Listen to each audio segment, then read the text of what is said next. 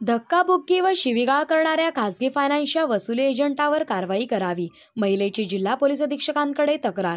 हप्ते भरून देखील वसुली एजंटनी पैशाची मागणी केल्याचा आरोप. अहमदनगर.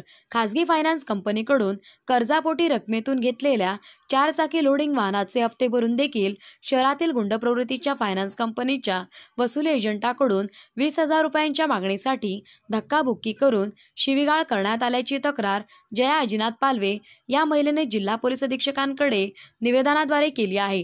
सदर जया पालवे या नेवासा येथील रहिवासी असून त्यांनी टाटा कंपनीचे 4 चाकी लोडिंग वाहन घेतले आहे.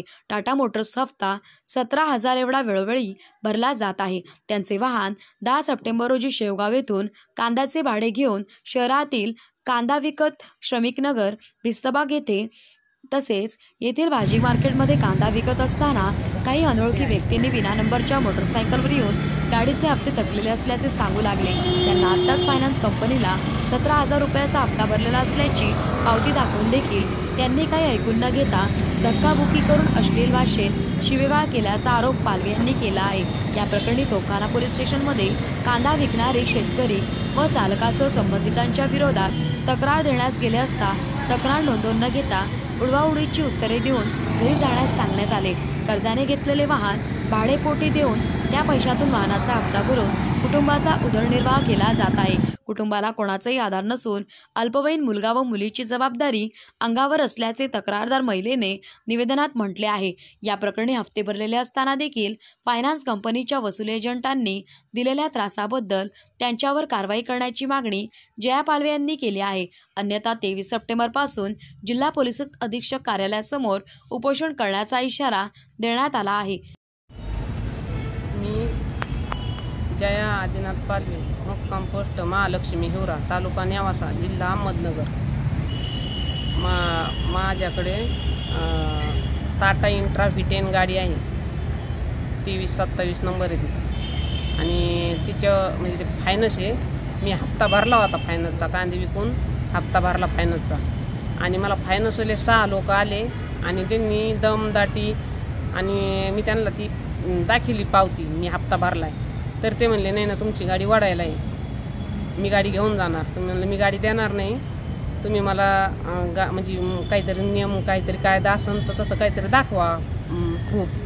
तर ते म्हणले तुम्ही जास्तच बोलता. तर त्यांनी मला घाण भाषेत शिवीगाळ व धक्काबुक्की केली व त्यांनी मी क्रेन लावून तुमच्या सकट गाडी ओढून नेईन असं ते मला म्हणाले आणि मी म्हणजे माझी गाडी त्यांच्या ताब्यात नाही जावा म्हणून मी तोफखाना पोलीस स्टेशनला गाडी घेऊन गेले. ते लोक 6 जण तोफखाना पोलीस स्टेशनपर्यंत आमच्या पाठीमागं होते. गाडी पोलीस स्टेशनला नेल्यानंतर ते लोक तिथून पळून गेले.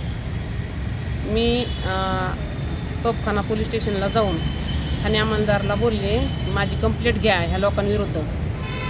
तर ते म्हणाले की तुम्हाला आता ते गेले, आता ते तुम्हाला आडवे येणार नाहीत.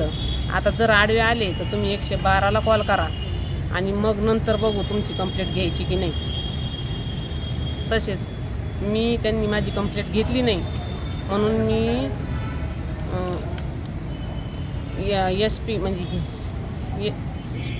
SP साहेबांना आपलं हे अर्ज टाईप केला. व टपालात अर्ज टाकायला मी इथे आलते. इथे आल्याच्यानंतर नाशिकचे अधिकारी आलेले होते. तिथे मीटिंग चालू होती. मीटिंगमध्ये तोफखाना पोलीस स्टेशनचे अधिकारी आपलं पोलीस निरीक्षक साहेब हे होते.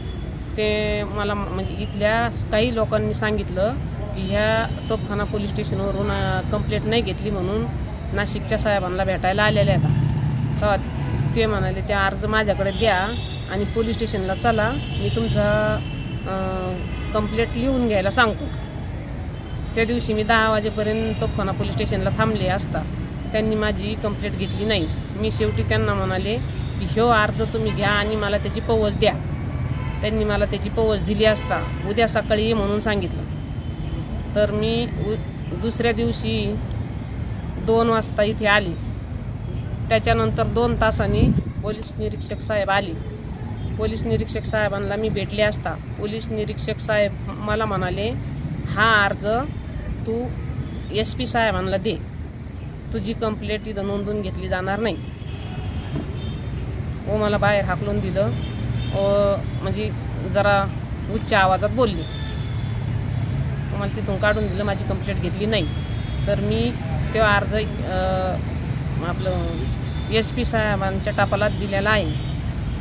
टपालात देऊन मी जर मला त्या मी दिलेल्या अर्जाची काही दखल घेतली नाही तर मी आमरण उपोषण करून माझं आत्मदहन करीन इथपर्यंत माझी मी तयारी ठेवते. किती तारखेला मरण उपोषण आहे? 23 तारखेला.